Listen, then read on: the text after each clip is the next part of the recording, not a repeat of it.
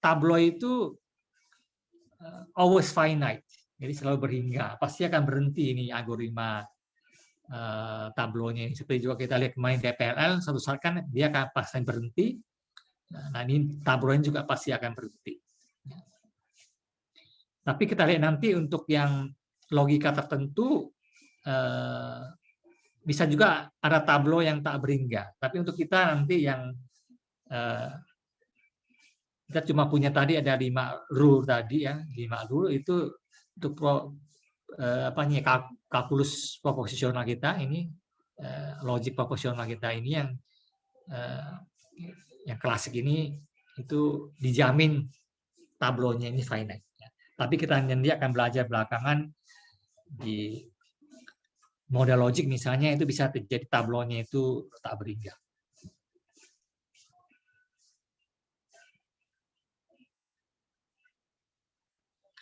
Nah, lalu tadi kalau tablonya sudah komplit, cabang-cabangnya ini masih kita bisa lihat dia tuh tertutup atau masih terbuka. Nah, cabang yang tertutup itu berarti terjadi kontradiksi di situ. Nggak perlu lagi dikembangkan, karena nggak mungkin lagi bikin true. Ya, terjadi ada kontradiksi dan bikin dia tidak mungkin true di cabang tersebut, tidak bisa mungkin di satisfiable, tidak bisa disatisfy, ya udah pasti ditutup saja. Nah, yang masih open itu yang masih bisa dikembang terus, yang masih ada kemungkinan dia itu satisfiable. Oke. Nah, nanti di tanda tablonya itu dikasih tanda silang untuk menyatakan sudah tertutup. Nah, kalau masih terbuka ya nggak ada tandanya. Oke. Contoh kita kembali ke kemarin di slide 24 kemarin ini. Nah, ini kita kembali. Contoh kemarin itu ini problemnya itu ini. Kita sebenarnya kan mau mengecek apakah ini problemnya ini sebenarnya kan begitu. Premisnya adalah A imply B dan B imply C, terus ditanya apakah ini mengentail A imply C. Kalau Anda udah belajar logika, kenal ini sebenarnya kan seperti modus ponens ya, A imply B imply C, maka A imply C. Jadi mestinya ini harusnya true gitu kan ya. Ini sebenarnya problemnya mau kita cari itu.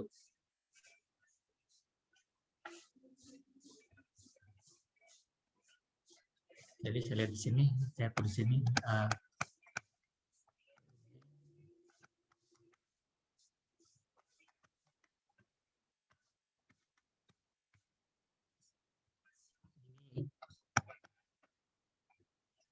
Alfanya. Nah, karena kita ingin membuktikan ini true atau false, maka kita akan mulai dengan negasi dari entailment ini. Yang Anda lihat kemarin di PR1 udah bisa minta Anda jelaskan mengapa nanti inputnya itu adalah menjadi KB N negasi dari alfa. Kita akan mulai dari situ. Ada yang coba menjawabnya di PR kemarin? Bagaimana menjelaskan kenapa kita kan punya entailment-nya itu sebenarnya adalah KB entail alpha. Lalu membuktikan ini kita mulai dengan kebalikannya, dianggap entailment ini tidak benar. Sama dengan mengatakan KB and not alpha ini benar. Mengapa demikian? Jadi kan ini bahwa negasi dari ini sebenarnya ekuivalen dengan KB N negasi alfa. Itu sebenarnya yang saya minta Anda tunjukkan di PR kemarin ini.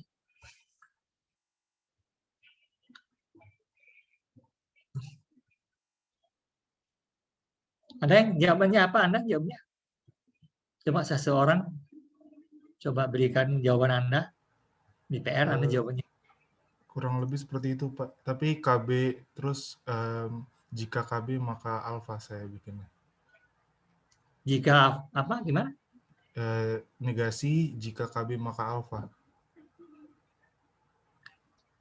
Iya, memang arahnya ke situ, tapi gimana itu bisa seperti itu. Jadi Anda mengatakan, oke, ini itu Anda akan menjadi bahwa ini sebenarnya adalah KB imply alpha.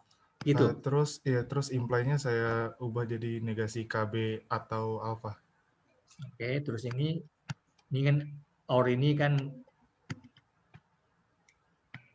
ini. Ya, iya, Pak. Terus Oke. dipakai De Morgan. Ya, jadi ini menjadi sama dengan KB N not alpha. Nah, sekarang pertanyaannya kenapa bahwa negasi dari KB N alpha ini itu bisa diubah jadi negasi dari rumus imply ini.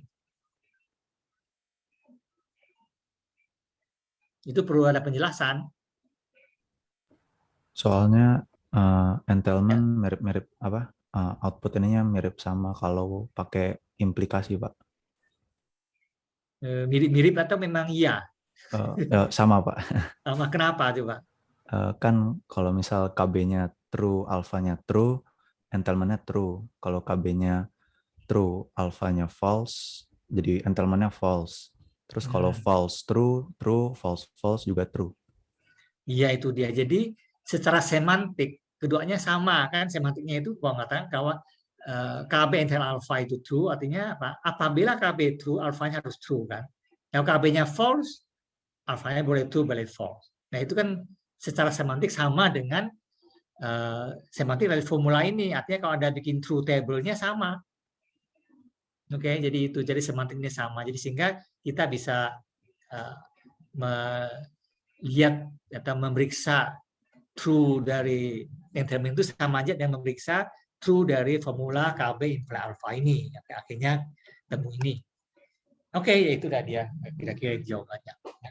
Oke, jadi Anda mestinya sudah bisa jawab dengan benar. Jadi sehingga Anda lihat di sini untuk problem kita sekarang ini KB-nya adalah A imply B dan B imply C. Di sini pakai tanda ini sama saja ya. Sehingga awalnya kita mulai dari ini.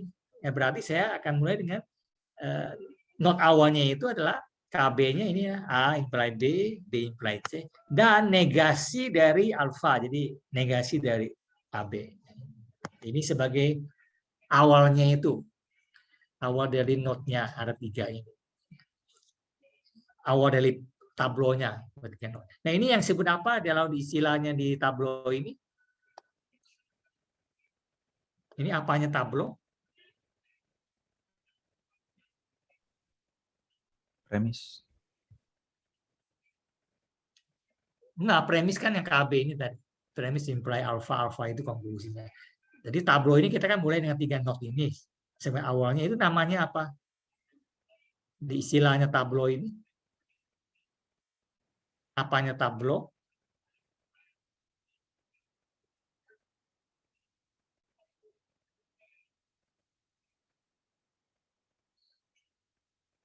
Ini namanya initial list-nya.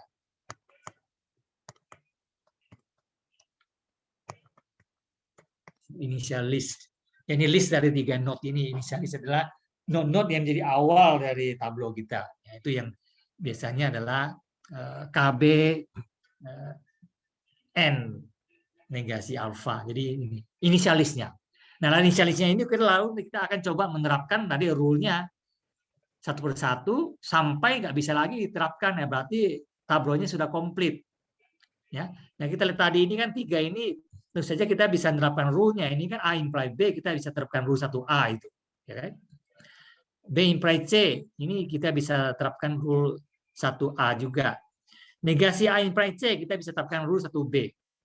Ya kan? Tadi ini rule-nya 1A 1B itu bisa terapkan. Coba kita lihat tadi ini rule 1A bentuknya apa tadi? 1A kan ini kan A imply B nanti menjadi bercabang not A dan B. Ini yang rule 1B tadi adalah negasi A imply B nanti dia menghasilkan A kemudian not B. Ya. Nah, jadi Anda lihat, nah ini juga kalau Anda lihat 1A ini akan menghasilkan cabang, yang 1B itu tidak. Nah, ini salah satu strategi juga di dalam mengkonstruksi tablo ini supaya tablonya nggak terlalu besar. Sementara di tabel ini sebenarnya urutan formula ini nggak penting kan, sebenarnya formula itu urutannya ini yang mana lebih dulu nggak apa, yang penting kan semua di N kan, gitu ya. Jadi dia harus berbareng-bareng, tapi urutannya sebenarnya nggak penting. Oleh karena itu kita bisa mencoba supaya tablonya ini simple, sederhana, tidak terlalu banyak cabangnya. Ini biasanya cobakan dulu aturan 1B-nya di dulu, yang nggak bercabang itu terapkan dulu. Kalau bisa terapkan dulu yang nggak bercabang. Nah, kalau udah nggak bisa, baru yang bercabang, gitu ya. Jadi Anda di sini, berarti saya akan coba menerapkan 1B dulu yang tidak bercabang. Ada nggak? Ada, kita bisa terapkan dulu ini. Jadi saya akan coba dulu, saya akan hapus dulu ya ini supaya nggak terlalu penuh di sini. Saya akan coba hapus sebagian dulu di sini supaya saya akan hapus dulu ini supaya tinggal rule-nya aja. Tadi kita sudah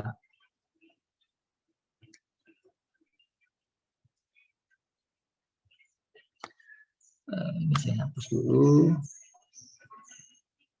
supaya nggak terlalu bikin penuh.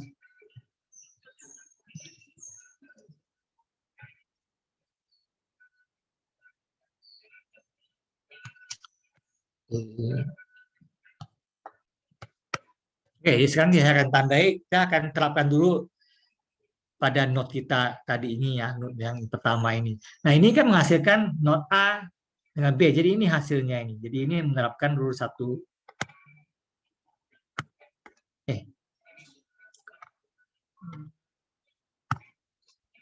Kita menerapkan rule 1B ya, jadi menghasilkan A node C di bawah sini. Oke, jadi sampai di sini ini ya hasilnya rule 1B. Setelah itu yang sudah kita kerjakan itu kita kasih tanda ini ya, dicek ini. Sekarang yang belum yang depan ini dua ini A imply B, B yang belum. Ini bawah ini sudah nggak bisa terapkan lagi kan, terpaksa bercabang. Jadi kita terapkan sekarang node ini pakai rule 1A. Nah, hasilkan di bawah ini. Ya, node A or B di sini. Ada node A sama B di kanan ini ya. Jadi cabang. Jadi hasil menetapkan A imply B tadi. Nah, setelah itu tinggal satu node saja ini yang belum ini adalah yang ini B imply C ini yang menerapkan lagi rule 1A. Nah, karena dia di bawahnya ada cabang, setiap cabang mesti dilakukan. Yang setiap cabang ya ini sini ada menghasilkan node B O C, di sini juga kanannya juga menghasilkan node B O C. Nah, setelah ini sudah tidak lagi ada rule yang bisa diterapkan karena semua tinggal node yang node yang atomik nggak bisa lagi dipecahkan lagi, nggak ada rule lagi yang apply. Maka tabel ini sudah komplit. Nah, kalau sudah komplit kita akan periksa setiap cabang apakah sudah open atau closed. Cabang paling kiri misalnya, kalau lihat cabang paling kiri ini closed karena ada node A sama A ini kan berlawanan nih.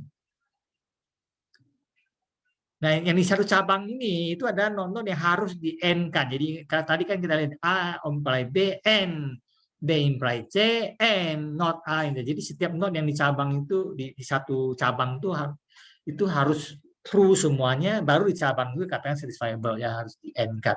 Nah, sini ada A sama not A, dia kan tidak mungkin true ini, nggak bisa di satisfy. Jadi kasih cross nih, sudah tutup.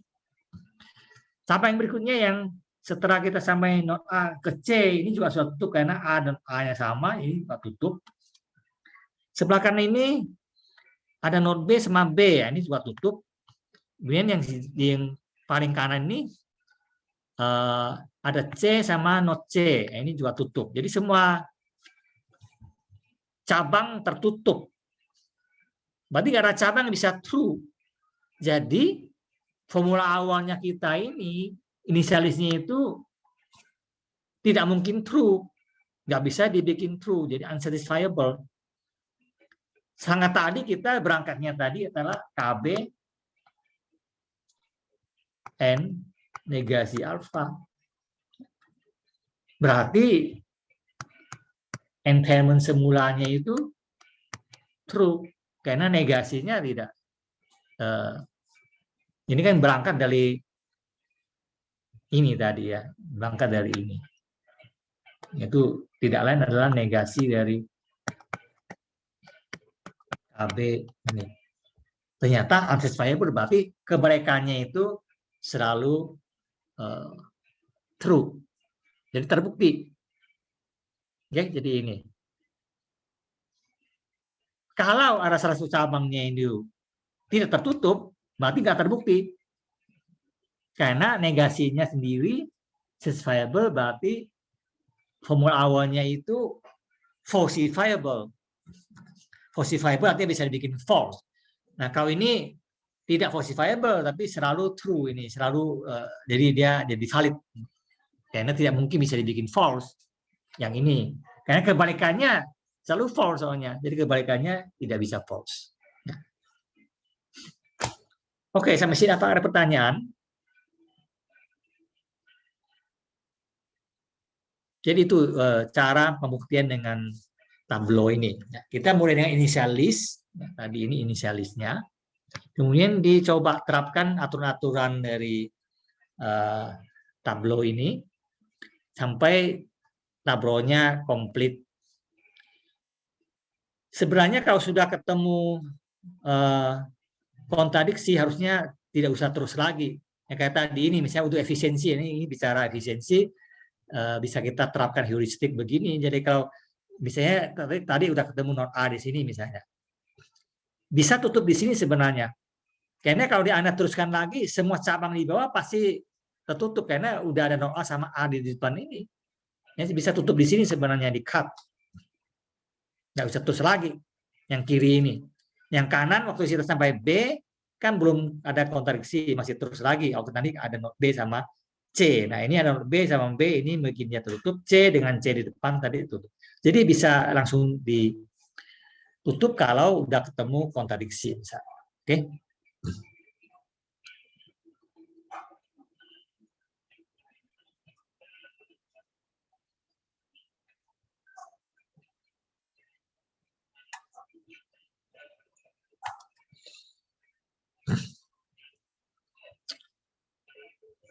Jadi kalau kita perhatikan, tadi kita buktikan ini ya, sigma atau KB itu entailment-nya kan seperti ini.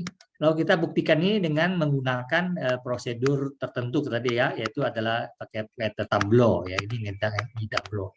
Ini kan yang teorinya kita pakai tableau atau pakai DPL misalnya. Tapi yang secara semantik kan kita membuktikan entailment ini dengan menggunakan prosedur I. Ya, ini prosedur I-nya kita sekarang tableau.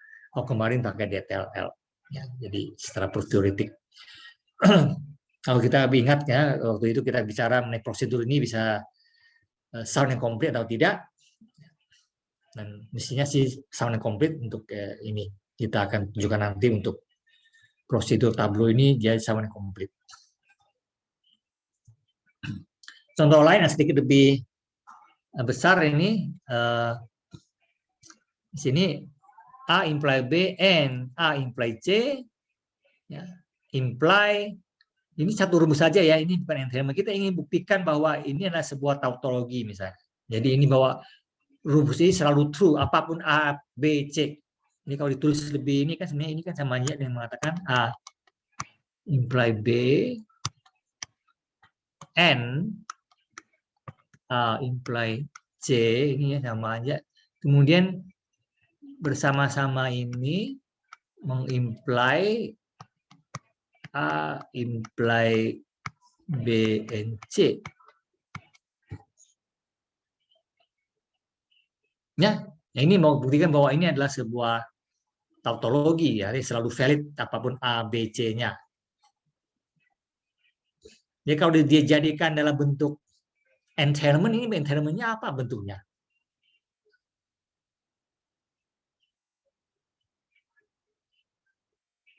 Ini apanya yang mau kita buktikan nih?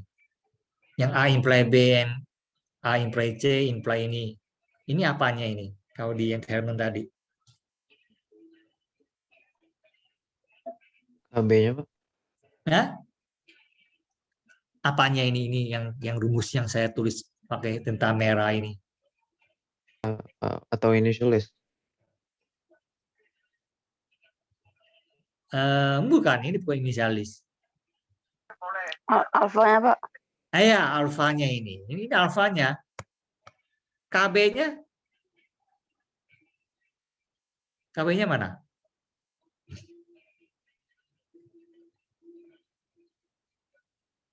KB-nya nggak ada. Jadi jadi entermen yang kita berikan itu kayak gini bentuknya. Jadi ini alfa. KB-nya nggak ada. Berarti kan ini kalau ini terbukti, ini jadi tautologi, nggak ada asumsi, nggak ada premisnya, nggak ada premis. Kalau ini selalu true kan, artinya apapun nggak udah premis, alfanya selalu true. Kalau ada KB-nya kan cuma bilang kalau KB-nya true maka alfa true. Kalau KB-nya false, alfanya ini. Jadi alfa ini true ini harus ikutin KB. Dan sekarang KB-nya nggak ada. Ya berarti alfanya harus selalu true. Kalau nggak ada kondisi itu sama dengan kondisinya true. Jadi artinya ke alfanya kalau terbukti seperti ini entertainment-nya alfanya harus selalu true. Jadi sama yang seperti tautologi itu ya. Jadi sini cuma ada alfanya saja. Sehingga inisialisnya jadi apa? Ya negasi dari alfa itu sendiri saja. Ini inisialisnya ini. Negasi dari alfa ya inisialisnya. Cuma ada satu node. Nah, ini adalah ini ya negasi dari alfa. Ini alfanya itu kan KB dan negasi alfa. Jadi kita sini karena kita buktikan ini kita masukkan inputnya ke metode tableau ini ada negasi alfa. Jadi di sini ada negasinya ini, negasi alfa itu bentuk. Oke. Jadi inisialisnya kita ini cuma terdiri dari satu formula, yaitu negasi alfa. Karena prediksinya nggak ada. Kalau kita mulai dari ini tablonya kita konstruksi mulai dari node ini. Terus kita lihat nih, coba Anda lihat nih aturan mana yang bisa dipakai tadi. Yang bisa kita terapkan di sini. Kita tadi kan punya banyak rule ini. Ini 1A, 1B, 1A, 1B, 2A, 2B, 3A, 3B, 4B sama 5. Ini semua ada aturannya di sini. Mana yang bisa kita pakai? Ya, nanti bisa lihat dulu operator utamanya yang mana gitu kan yang diterapkan ini. Jadi sini mana nih? Rule mana yang bisa kita terapkan?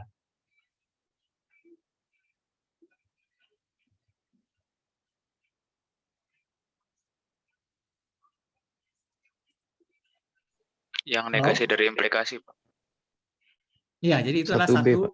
1B ya, karena ini operator utamanya kan negasi, implication panah. Jadi aturan dipakai adalah aturan yang ini. Ini yang nanti ini menghasilkan A dan B ya, ini yang 1B. Yang diterapkan ini persis seperti itu. Maka lihat di sini setelah terapkan ini satu langkah ini hasilnya kan ini. Ini tidak lain kan adalah ini kan adalah A-nya ini. Ya, ini A. Ini A. Kemudian not B, ini kan B-nya. Ini not B.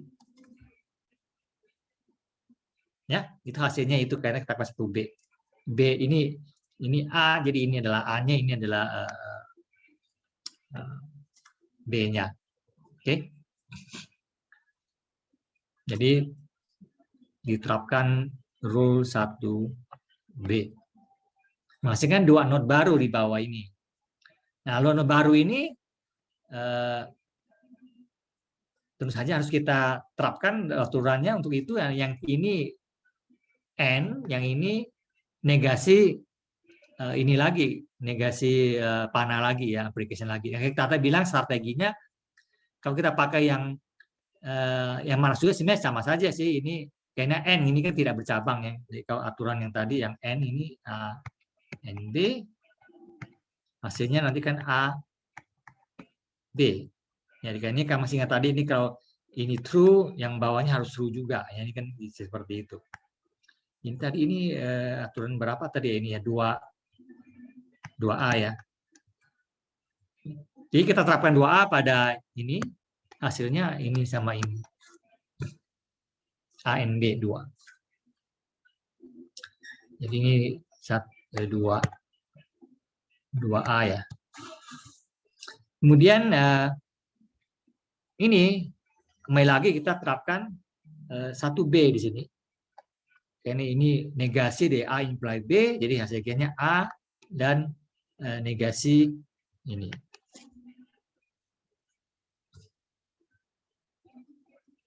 Oke, sebenarnya ini saya harusnya tidak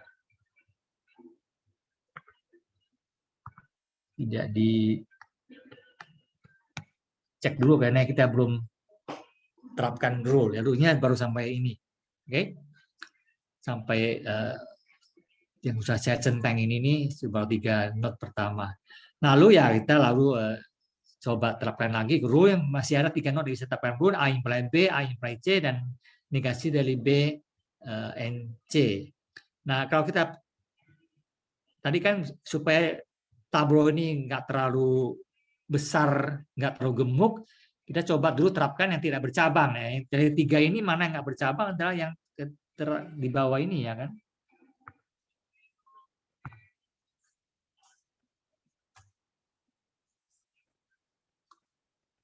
Jadi kita coba terapkan ini dulu supaya nggak bercabang ini. Jadi yang adalah 2B ya. 2B ini negasi dari A imply B kan nanti hasilnya adalah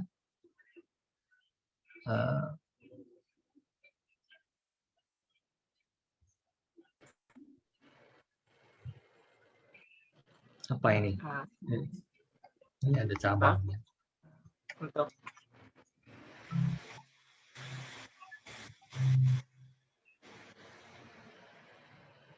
Salah. Ini bukan N yang dipakai.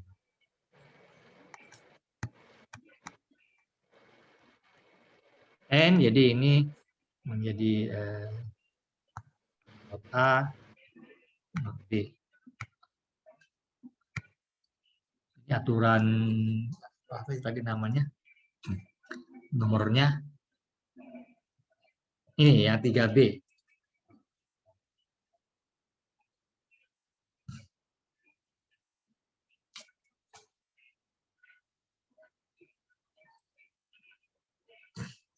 Jadi semua udah bercabang, jadi nggak bisa hindari lagi ya paksa ini yang pertama. Sebenarnya Anda boleh coba dulu yang pakai yang di atas ini cuma contoh sih pakai yang not dulu yang ini. Jadi memastikan di sini not B sama not C. Jadi pakai yang tadi 3B ya. Udah, bentar cek lagi nomornya nggak hafal. Oh ya ini 3B.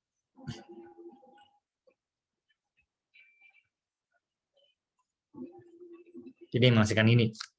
Lalu yang ini, yang A imply B, itu yang 2A. Bukan 2A. 1A ya, 1A itu yang ini, yang A imply B.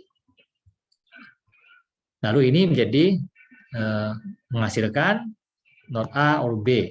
Ya ini.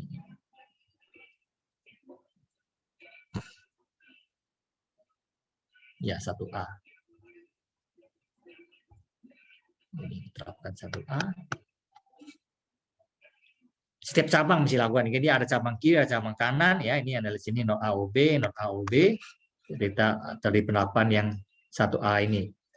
Akhirnya terakhir ini yang ini A imply C, terapkan lagi ini 1A. Ya. Nah, dari sini tadi saya sudah langsung di cut saja ini karena waktu kita sampai ke B ini, waktu ketemu not A or B, ini ada not A, ini ada A, jadi langsung kita cross, tutup saja. Ini juga ada B, not B kita cross. Ya. Jadi waktu sini sampai saya tadi di sini, yang sebelah kiri juga ini ketemu not A, darinya ada A, kita tutup saja. Yang kanan belum tutup karena baru ada B di sini. Nah, baru kita terapkan terakhir ini 3B bercabang di sini menjadi apa yang tadi 1A ini terakhir baru menghasilkan not A or C. Baru ini ini not A, nama A tutup, ini ada C, not C tutup ya. Jadi nah ternyata semua cabang closed ya. Jadi ini ya, tadi untuk efisiensi kita sudah tutup duluan, diteruskan lagi ke bawah. Jadi yang terakhir ini cuma para cabang paling kanan saja, karena yang cabang sebelumnya sudah tutup. Ya sudah tutup, nggak usah perlu lagi diteruskan. Jadi ini tablonya sudah komplit dan tutup. Tentu saja kalau sudah tutup ya komplit tentu saja, ya nggak usah diterapkan lagi rule-nya. Jadi semua cabang tertutup ya berarti terbukti, berarti terjadi kontradiksi. Jadi yang benar adalah alfanya. Tadi kan kita mulai dengan alfa. Ini yang benar alfa. Jadi terbukti bahwa alfanya itu adalah tautologi. Ya, apakah ada pertanyaan contoh ini?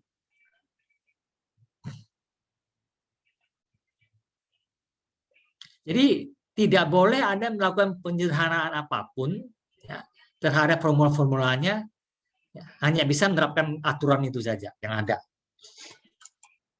Nanti Anda belajar dengan logika yang lain, tableau rule-nya beda. Ini kita bicara sini adalah logika proposisional yang klasik, jadi aturan-aturannya seperti tadi itu.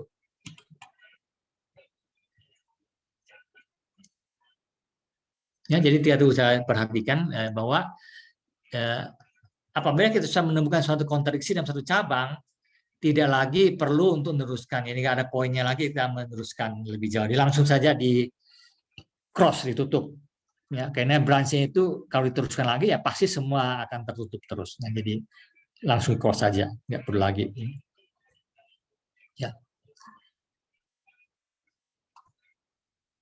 Kemudian tadi juga ini kalau kita bisa terapkan dulu yang nggak bercabang ya, supaya tablonya tidak terlalu besar, tidak terlalu rumit. Jadi terapkan dulu yang nggak bercabang, kalau nggak ada lagi baru yang bercabang belakangan. Tapi sebenarnya kalau Anda mau yang bercabang dulu, gitu, banyak cabang yang terserah sama saja. Hasil tablo terakhirnya akan memberikan kesimpulan yang sama. Khususnya tablonya beda, tapi hasilnya akan sama, hasil akhirnya. Jadi tablo itu bisa nggak unik. Tapi kalau diterapkan aturan kita sini sih nanti akan unik ya, karena kita berusaha untuk bikin tablo yang sesimpel mungkin ya bisa saja unik.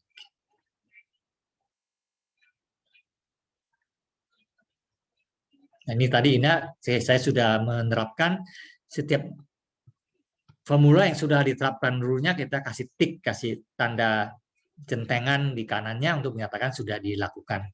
Sehingga kalau nanti udah selesai semua kita lihat nggak ada lagi note yang belum dicentengin, berarti sudah komplit.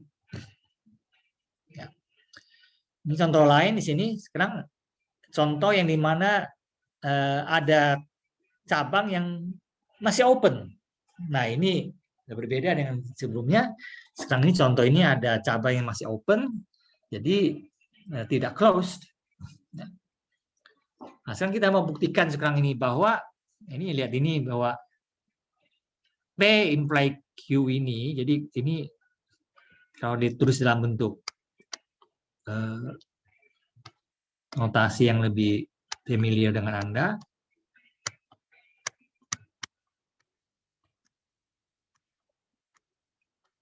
tidak mengentel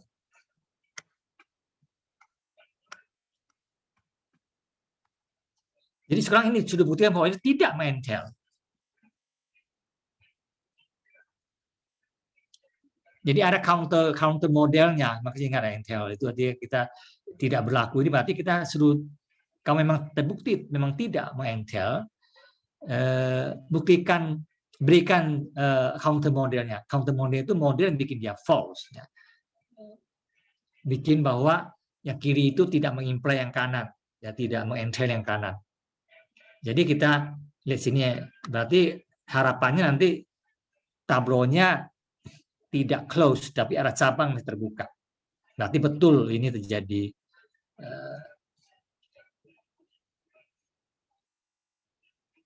KB-nya tidak mengentel alfanya.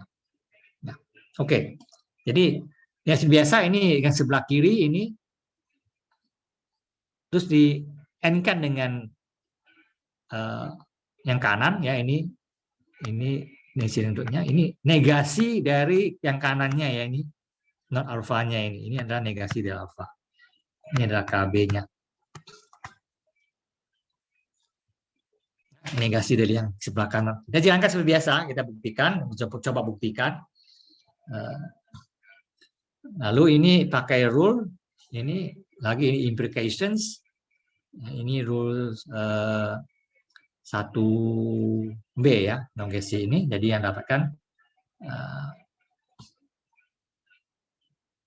pakai rule yang ini.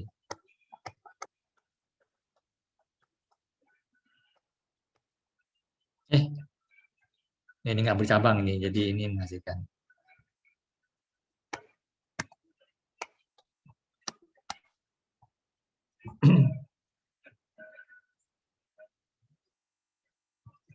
Ya, jadi ini Anda lihat, jadi dapatkan rule ini, kita dapatkan ini dan ini. Ini rule 1B ya.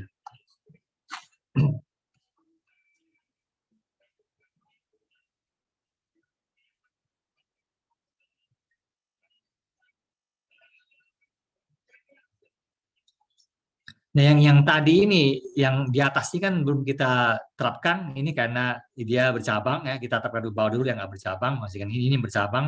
Lalu kita sekarang jalankan ini menghasilkan di bawah ini bercabang, jadi P imply Q sebelah kiri, or yang R sebelah kiri. Nah, ini hasil dari menerapkan yang rule yang not pertama.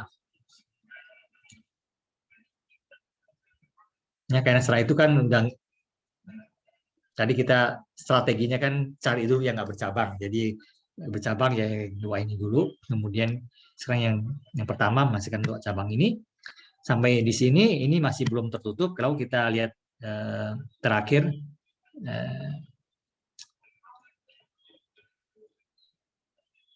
kita bisa terapkan P or Q misalnya ini dari kiri maupun kanan misalnya gitu. Tapi di sini waktu saya sampai ke sini saya bisa pilih terapkan dulu yang ini. Ya, mengharapkan ini bisa segera tutup apa tidak. Nah, lalu kita lihat dari P imply Q ini kita dapatkan not P dan cabang Q di sini.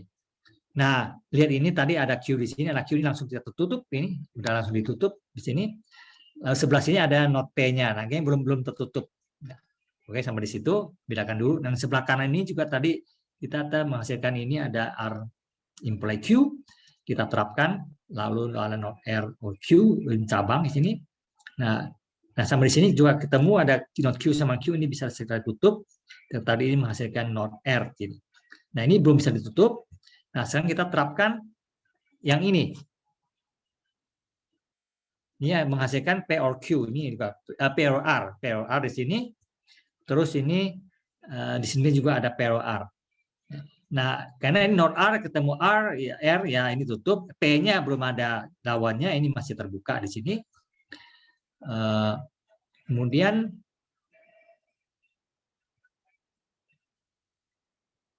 yang sebelah sini juga ada POR, POR, jadi P-nya sudah tutup, R-nya belum. Nah, sini R-nya nggak ada lawannya. Jadi saya terbuka, ini masih terbuka. Ini dua cabang yang masih open. Ini open, ini open. Nggak lagi rule yang bisa diterapkan. Di sini semua sudah kita terapkan. Ini sudah tadi sudah terapkan di sini, sudah terapkan di sini. Jadi nggak lagi. Jadi ini tablonya sudah komplit, tapi open. Kalau tablonya komplit dan close kita akan terbukti. Jadi tablonya komplit tapi open berarti inisialisnya ini tidak terbukti, nggak bisa ya, nggak menemukan kontradiksi dulunya. Berarti bisa disatisfy, bisa dibikin true. Ya, dua cabang ini kan tadi kan bilang not semula ini bisa true. Kalau ada at least satu cabangnya yang bisa bikin true. Yang bisa bikin true itu yang dua open ini. Yang masih bisa bikin dia true. Coba Anda perhatikan cabangnya ini. Ini ada R, kemudian not P, kemudian P imply Q, kemudian ada not Q, dan seterusnya. Nah, setiap not ini kan mesti true. Berarti kalau saya lihat cabang yang bisa true, berarti Q-nya mesti false. Ya. Anda temukan di sini, di cabang ini, kita temukan Q-nya mesti false. Karena ada no Q di sini. Terus ada P, berarti P-nya mesti false. R-nya true. Jadi nilai R yang true, P yang false, Q yang false itu membuat cabang ini jadi true. Para cabang ini didapat dari negasi yang kita mulai di awal tadi itu. Berarti rumus asalnya itu bisa di falsifiable, bisa dibikin false, bisa bikin dia tidak benar. Nah, inilah counter example-nya itu. Karena kalau saya masukin nilai-nilainya ke sini, coba Anda lihat nih, kalau Q-nya false, P-nya false, R-nya true, ya, Q-nya false. Yang sebelah kiri ini apa? Ini kan false imply false, kan true. Yang sini true imply false adalah false. Jadi yang sebelah kiri ini true or false kan true. Yang sebelah kanan kita dapatkan apa? P-nya false, R-nya true. Kemudian Q-nya false. Ini kan true imply false. Jadi kan false. Para kirinya tadi true. Jadi true imply false. Ini kan tidak benar kan? Jadi ini contohnya bahwa dari sini pun kita bisa menemukan counter modelnya yang membuktikan bahwa memang entanglement yang di atas tadi itu salah untuk nilai yang ini. Jadi itulah counter modelnya. Yang bikinnya tidak selalu true. Dan juga cabang yang sebelah kanan ini Anda lihat lagi, nah open yang ini di mana P-nya true, R-nya false, ya. P-nya true, R-nya false, Q-nya false. Ini juga counter model juga, ada dua ini. Dua pemberian nilai PQR yang membuat entanglement-nya itu false. Ya, itu dia. Jadi itu tableau ini bisa memberi kita solusi untuk melihat bahwa entanglement semula itu memang false, nah itulah counter modelnya. Apabila ada cabang yang masih open. Jadi entanglement semulanya nggak terbukti. Jadi terbukti bahwa tidak mengentel. Ya, ini.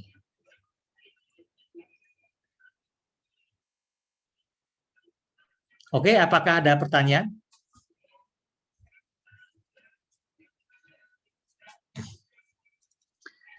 Nah, jadi ini kesimpulan dari slide-nya sudah saya tulis juga di sini. Jadi untuk membuktikan bahwa suatu inference, suatu entanglement itu tidak valid, kita kan mesti tunjukkan counter model. Jadi yang buktikan bahwa dia nggak valid itu coba tunjukkan nilainya. Ya, untuk buktikan sesuatu nggak valid kan gampang ya, kasih counter model saja satu udah cukup sebenarnya. Jadi artinya kita dapatkan pemberian nilai tertentu yang menunjukkan rumusnya itu tidak terpenuhi. Jadi tableau tadi ya, Anda lihat bahwa proses kita kan sebenarnya dia itu adalah suatu systematic search yang mencari model, mencari pemberian nilai yang cabangnya itu bisa dibikin true. Kalau udah ketemu dia close, ya sudah gak harapan bikin true karena udah terjadi kontradiksi. Nah, cabang masih terbuka itu yang bisa bikin dia true. Nah, true yang kita ketemu ini itu adalah counter model. Kenapa counter model? Karena kita mulainya dengan menegasikan konklusi tadi itu. Jadi yang ketemunya itu adalah counter model. Kalau Anda nggak menegasikan, Anda ketemu model. Ya, seperti DPLL kan, kalau DPLL itu kita tidak menegasikan formula awal, kita dapatkan modelnya. Tapi kalau kita negasikan, kita dapatkan counter modelnya atau menemukan kontradiksi. Jadi open branch itu memberikan informasi yang penting juga meskipun ini. Jadi kalau suatu literal P muncul di cabang, berarti P-nya harus true. Kalau negasi P muncul di cabang, maka P-nya harus false. Ya, seperti itu.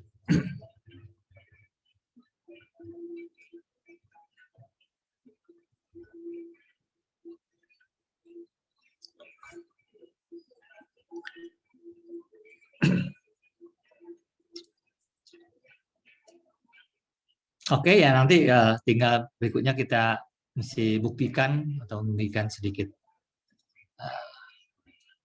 penjelasan mengapa prosedur tableau ini sound and complete.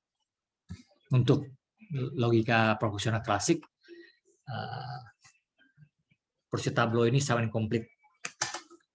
Semua formula, ingat ya, tableau sedikit lebih fleksibel dari TPLL, rumusnya nggak perlu CNF, karena semua operator boolean yang kita tahu itu bisa kita punya rule-nya, ya, not, or, panah, negasi, dan seterusnya.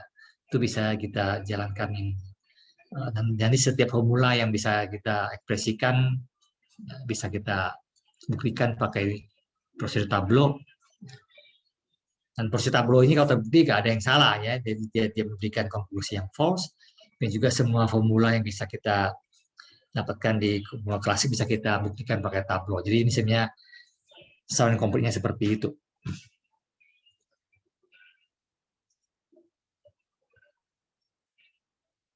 Oke, ini waktunya sudah habis, jadi kita berdiri dulu di sini.